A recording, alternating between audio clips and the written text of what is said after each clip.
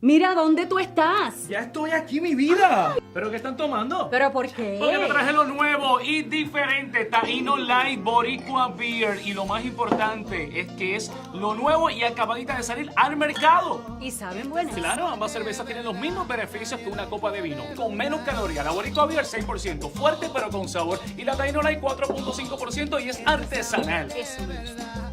Somos familia, calidad y sabor. Visita boricuabeer.com.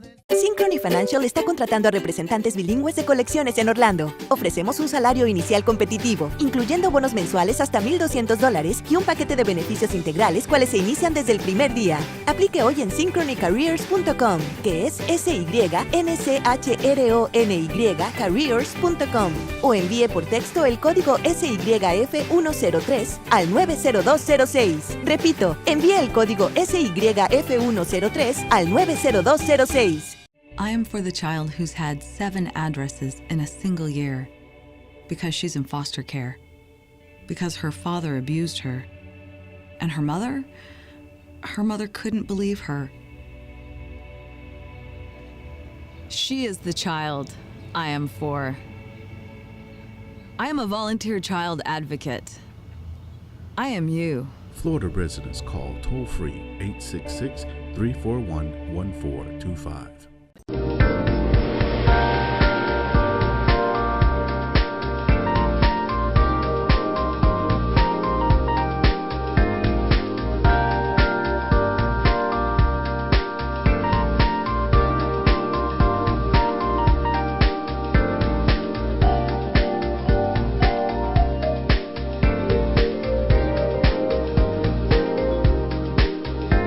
Good evening. Welcome to another edition of EDuTV. I am your host, Greg Perkins, and today's guest is Carlos Guillermo Smith, and he is running for the Florida House District 49. Welcome, sir. Thank you for having me, Greg. Appreciate it. Carlos, I was reading your platform, found out we have some things in common. This is EDuTV, Education TV. So I see that you're focused on education a lot. That's right. All right. So tell me some of the things that you would like to do once you get there. Sure. And I hope you do. Well, education is a huge part of my platform, and it's a huge part of what people care about in 2016, as they always have. In House District 49, which is East Orlando, it's East Orange County, there are lots of universities in the area. The University of Central Florida is in the district, but there's 4 other universities there as well. So college affordability is certainly on the minds of every single voter out there, and that's voters who are Republican, who are Democrat, who are non-party affiliated. Every single voter cares about affordable college tuition. Unfortunately, in Florida, the story is that the Florida legislature slashed the Bright Future Scholarship Program in 2009 during the economic recession. Almost everyone knows what the Bright Future Scholarship is. But some people may not. So can you just kind of briefly explain what it is? Most people know the Bright Future Scholarship for what it used to be. Right. I graduated from UCF in 2003, and one of the reasons I was able to earn a college degree while I had a part-time job to help pay for school was because I qualified for the Bright Future Scholarship Program, which said that if you graduated from a Florida high school and you met a certain list of criteria, GPA, SAT or ACT score, and you enrolled in a public university in Florida, then you would have 75 to 100% of your tuition paid for by the state of Florida, of course funded through the Florida lottery system. But the unfortunate part, as I mentioned to you, is in 2009, we had the economic recession, and the Republican-controlled governor's mansion, Florida House, and Florida Senate decided that the Bright Future Scholarship wasn't important to them, and so they changed and raised the standards exponentially. Yeah, you know what I don't understand, right? Okay, so Florida, they want a more educated, professional citizens, right? Well, more professional, educated citizens. But then you make it hard to educate the mass of people that you're trying to create. You've got it right, Greg. And this is the frustrating part. It's true. Our governor talks about jobs.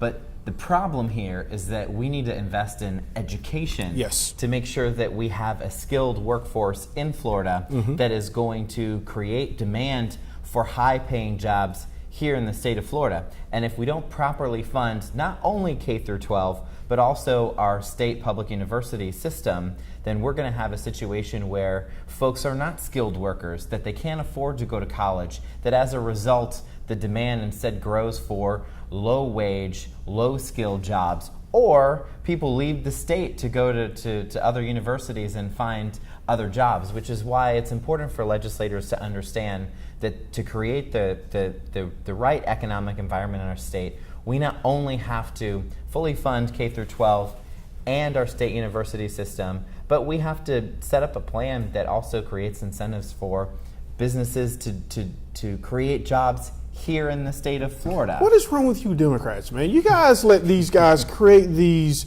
draconian policies. I don't understand Florida. Well, we don't let them. We don't have a lot of control in the Florida legislature based on the distribution. Are there more registered power. Democrats in the state of Florida than Republicans? There sure are. But the state obviously has been gerrymandered, not only in the Florida Senate, but in Congress. But back to the issue of bright futures and affordable college education. That's one of the issues that I've been talking about since I announced that I was running, because I think that, like you and like many voters, there is no issue that will create more economic opportunity for young people than affordable college education.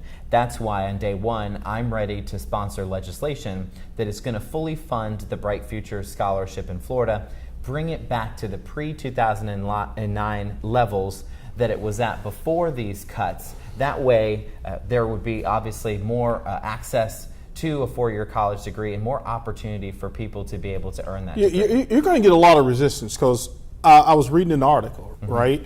And I think the first year was like 75 million, then 200 million, 400. So I guess the Republicans, they were looking at it like, oh, we can't sustain this. And I'm like, yes, we can. Because if you're talking about educating people, because Carlos, an education can transform your life. Absolutely. It can be the difference between you having a minimum wage job and making $70,000 a year. That transforms your life. That can transform your life. So I don't understand how this thing happened. And I hope that you know, you can come on here anytime and talk about it, but I hope you're able to make some progress once you get up there. How are you going to do that? I'm optimistic that we'll be able to, because the light at the end of the tunnel is right now the future Senate president, who is a Republican, Joe Negron, is touring the state on what he calls his state university listening tour. Okay, he has already gone on the record and said that he's interested in reforming the Bright Futures Scholarship Program. So I think that the 2017 legislative session is going to be a time where Democrats and Republicans can come together to reform and fully fund the Bright Futures program in a way that really benefits students. We might not agree on how it's going to be done, but just to get into some of the policy details, there are several areas of Bright Futures that need to be reformed. It's not just fully funding the program and making sure that we bring the standards back so that more students can achieve it. It's also about making sure that Bright Futures is a scholarship that students can use to take summer classes as well. Right. Currently, the restriction says that you can only use it for the regular part of the school semester. What's the logic behind that? Not over. Well, I'm not really sure what the logic is. I don't agree with the logic. Yeah, and education, whether it's in the summer, fall, or spring. Well, and also right? one of the goals should be with reforming the Bright Futures Scholarship is we need to make it a goal that students on average in the state university system are not taking as long to graduate and get their degrees. Right.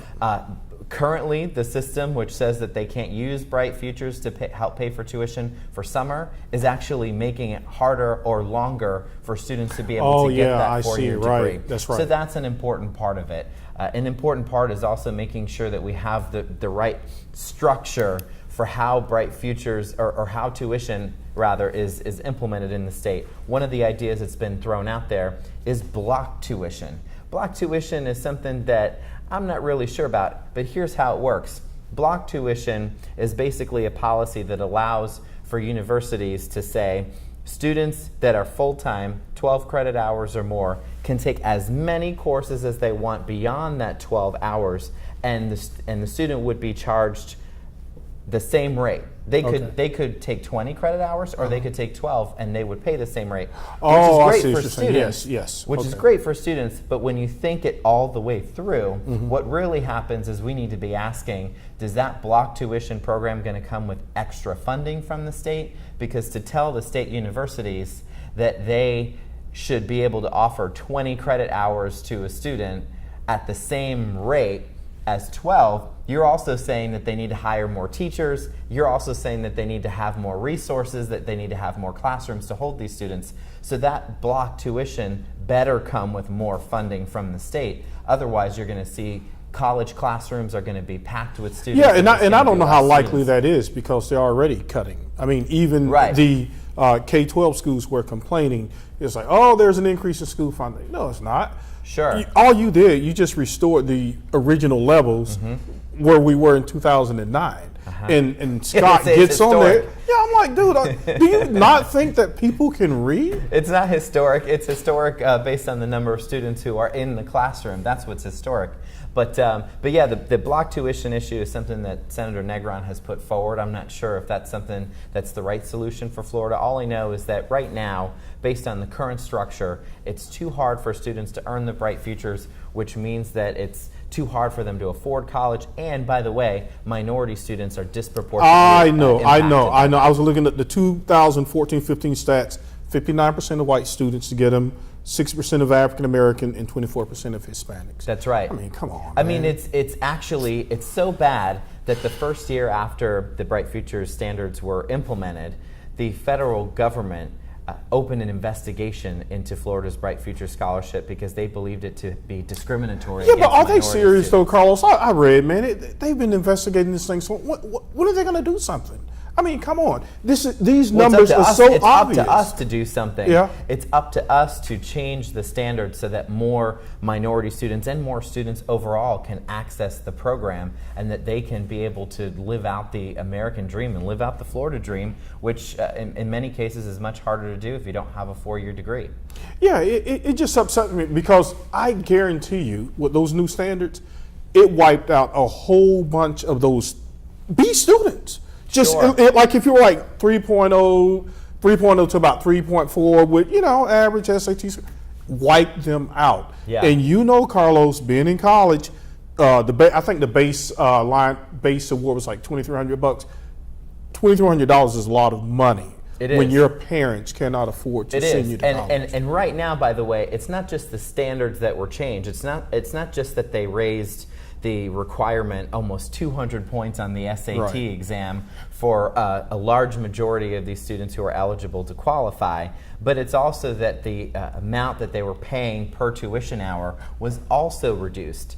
So I have folks who are students who are volunteering and working as part of my campaign who are Bright Future Scholarship students, Very who good. are receiving the scholarship, and it's paying 30% of their college tuition, which is nowhere near what I received when I was a college student and I graduated. And it just goes to show how important it is that we invest in these programs, because it's really having a meaningful And impact. it's mostly poor people who buy the lottery tickets. But you don't want to pay for that. It doesn't have to be funded by the Florida Lottery. Yeah, you're right. But that's just one. But it just seems to me, if you're going to take their That can money, be can one- you that can you can help be- their kids get a degree? That can be one Yeah. funding mechanism. Right. It can also come from the general revenue, because trust me, in the Florida legislature, legislators will go to they will sweep trust funds. Yeah. They will go to general revenue to pull funds out all the time when they have the right priorities in place, or when they're trying to fund their priorities. Yeah, I see Governor Scott. He flies all around the world. Oh, bring tech jobs to Florida. I'm like, dude, you're not even creating, like you mentioned earlier, the workforce. Sure. That these type of, let's say these companies, you don't even have the workforce to support that. Well, and it's not necessary. What's important isn't that we across the board say we are against these incentives for Right. businesses to come to Florida. No, I'm we have with to be them, for. right. We have to Yes, be for I'm the for right that, incentives. yes, One of okay. the incentives that I am going to be a champion for, and that I'm going to fight for, is for Florida film incentives. Okay. This is an issue that's been brought up in the legislature for the last several years and has not been able to pass. In House District 49, Full Sail University is there, and the problem that we have is, Full Sail is is a college, and it's a university that specializes in students who are working in the motion picture industry. They're learning technology, graphics, all that kind of stuff. Very expensive. It's expensive. But here's the problem. The problem is immediately upon graduation, students in that industry are leaving Florida because there are no jobs in motion picture and cinematography and television in Florida. One of the reasons why there are no jobs is because our neighbors in Georgia are offering really, really good economic incentives for the film industry to go to Georgia and film there. So we're losing those jobs. So we're not connecting our dots in Florida. We're not we at all. want the Not educated workforce, but we don't want to fund the policies that will provide that. And we have about 30 seconds left. Is there anything else you want to share with us before we end this segment? Well, I would just finish by saying, of course, education policy, higher ed and K-12 is very, very important to the people of Florida. That's why it's important to my campaign as well, and that's why I'm looking to get support from like-minded, common sense people like you, Greg, when I'm out there in the district. November 8th, vote for Carlos Guillermo Smith. Yeah. Thank you, Carlos. I like this guy. Support Carlos. Thank you for having me. Appreciate it. Okay, stay tuned for the next segment. Synchrony Financial está contratando a representantes bilingües de colecciones en Orlando. Ofrecemos un salario inicial competitivo, incluyendo bonos mensuales hasta $1,200 y un paquete de beneficios integrales, cuales se inician desde el primer día. Aplique hoy en synchronycareers.com, que es SYNCHRONY careers.com, o envíe por texto el código SYF103 al 90206. Repito, envíe el código SYF103 al 90206. Mira, ¿dónde tú estás? Ya estoy aquí, mi vida. ¿Pero qué están tomando? ¿Pero por qué? Porque te traje lo nuevo y diferente, Taíno Light Boricua Beer. Y lo más importante es que es lo nuevo y acabadita de salir al mercado. ¿Y saben buenas? Claro, ambas cervezas tienen los mismos beneficios que una copa de vino, con menos calorías. La Boricua Beer 6%, fuerte pero con sabor. Y la Taíno Light 4.5% y es artesanal. Eso me gusta. Somos familia, calidad y sabor. Visita boricuabeer.com. Hello, welcome back to EDuTV. I am your host, Greg Perkins. We started something new, right? Because sometimes I have things on my mind and I want to get them out and I want to challenge people to become better, right? Lately, I've become fascinated with the school bus, the yellow school bus. Now, why am I fascinated with the school bus? I'm going to tell you why. I am fascinated with the school bus because of the great American public education system we have here, okay? We have the greatest public education system in the world. All are welcome. I was reading a report last week, public school down in Miami. I think it's Cypress Bay High School. A lot of their kids, this is a public high school in Miami, and I know it's an affluent area. I don't care, all right? Because all of our kids, they have access to the same tools and resources. And if you don't think that we do, then call me, 407-376-4324, and we can talk about it. But in any event, they produce some of the nation's best students at a public high school of Miami. Okay? Now, getting back to the bus. Here's what this bus does, right? Our public school education system, if you can't come to school, if you don't have a ride, if you don't have a car, okay, we will send a bus to pick you up, okay? We don't even charge any gas for it. We don't charge you any gas money to get on this bus. Yes, it's paid for with taxpayers' dollars. I get that, but the kids don't have to pay. All right, kids? So that bus, it comes and it picks you up. Some of these new buses, they even have central AC and heat. How about that? And some of the newer ones, they even have, I don't know, radio, maybe whatever. But these things, you don't have to pay for anything. You get on that bus, okay? Guess what this bus does?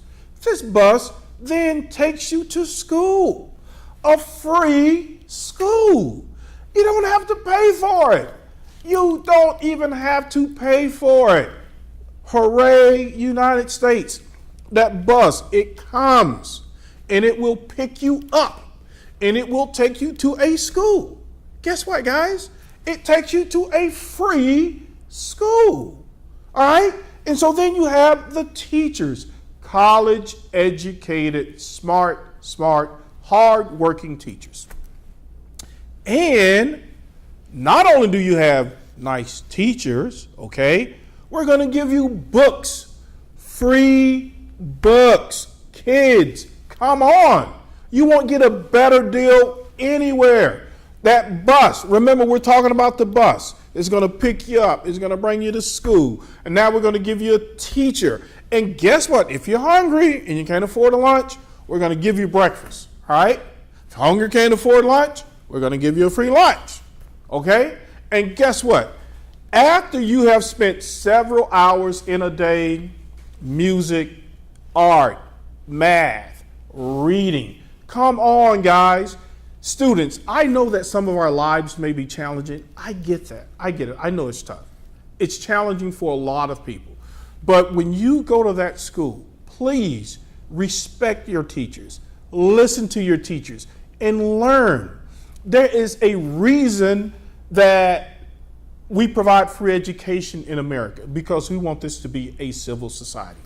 And if I may go off topic here just for a second, do you guys know at one point when African Americans were slaves in the United States that it was illegal to learn how to read? That tells you how powerful reading is. It tells you how powerful reading is. Okay? So when you get on that bus and you go to that school and you have these free teachers, girls, guys, please take advantage of this opportunity. It can transform your life. It can be the difference between you making minimum wage or you having a $50,000 a year job. Please, your education is very, very important. Okay? And guess what, folks? In the United States, they'll even help you go to college. There are scholarships. There's financial aid. There are so many resources out here. It saddens me that more kids don't take advantage of the opportunity that the bus provides you. The bus, okay? The yellow school bus. And guess what? After the school day end, that bus will take you home, okay? You haven't paid 1 cent to get on that bus and go and get that free education. So guys, girls, please take advantage of your education, okay? These are paid professionals. They are spending their time trying to teach you. One of the purposes of education is that if you're smart, companies like to hire you, and then they will pay you and give you a job for the skills that you have. So please take advantage of your free public school education. Okay, enough about the bus. Now, I'm a positive person, okay? I always like to be positive, all right? Last week I did a rant about a charter school. I forget the name of it, but anyway, the guy, the charter organization, they were stealing money. So if I do a bad story, I also like to do a good story. Not all charter schools are bad. The point of that was, parents, if you're going to exercise choice education, make sure that you check out the charter school. Make sure it's a good fit. Make sure that they have the interests of the kids at heart. So tonight we are going to talk about Bach Academy. But before we talk about Bach Academy, I just want to give you an idea of what this school does. So take a look at this video. Okay, welcome back. Now, Bach Academy, their current school grade is an A. They've received an A for the past, I think, 3 years. Okay, great charter school located in Polk County, run by Mr. Damian Moses, a cutting edge principal. Okay, he believes in moving that information from the books to actual practice. At this charter school, not only are they in a school, they are teaching the kids how to repair computers, okay? They have a mobile science lab where they go out and test the water. They launch weather balloons. This is a great and awesome charter school. As a matter of fact, that entire district over there, I think in Lake Wales, is a charter school district. And these guys are serious about educating their students. So, sure, there are some bad charter schools out there, but there are also some good charter schools out there. And also, folks, we here at EDuTV, we are educational experts. Sometimes I talk to parents, they aren't even aware of the latest things that have taken place in legislation that can help their kids. So that will probably be my next rant, because people always say, oh, I need this, I need that, oh, the school did this. You know what? My experience with schools, for the most part, has been very, very positive. And also within the community, there are a lot of resources out there for you. I'm gonna do a show on that as well. Okay, so we've talked about the bus, right? Free ride to school, free books, free teachers. We talked about Bach Academy, Lake Wales, cutting edge STEM programs, sending those kids to college, okay? Now, I'd like to talk about, it seems that there is a rift that's going on between teachers and administration, and I don't like to see that, right, guys? Because we are in it for the kids. We're here to educate the kids. We're here to transform the lives of kids through education. And especially for poor students, I don't care if you're black, white, Hispanic, I don't care, right? If you're poor, right, and you're not a rapper, or you can't dunk a basketball or run a football, then the only way out will be your education. So please take advantage of the bus. Now, getting back to the rift between teachers and the administration and the district office and the state legislators. Guys, let's not blame each other. Let's all work together for the good of the kids. Teachers, the administrators, they're working hard. Administrators, the district, they're working hard. What I would implore you to do is to really take notice of who you vote for, okay? Because a lot of the educational laws, they aren't made by the principals. They're not made by the superintendents. They are made by your elected officials. Please read the newspaper. Please know who you are voting for, okay? I just had Carlos Guillermo Smith, who's running for office, and one of his platforms is going to be to restore the original levels of the Bright Future Scholarship, okay? So know who you are voting for. You want to vote for people who have the kids at heart and who actually care, not people who are just randomly making up rules to try to improve education and they don't know anything about it. So teachers, administrators, can you guys start talking to each other and stop talking past each other? And teachers, I know you're frustrated with all this testing and assessment and the high stakes. The parents are frustrated. But keep in mind, the superintendents don't make those rules, okay? They also have a team of managers that issues oversight over them. So we all need our jobs. Okay, I am being told it is time to go. But thank you for joining me for this portion of the conversation, and we'll see you next week on EDuTV.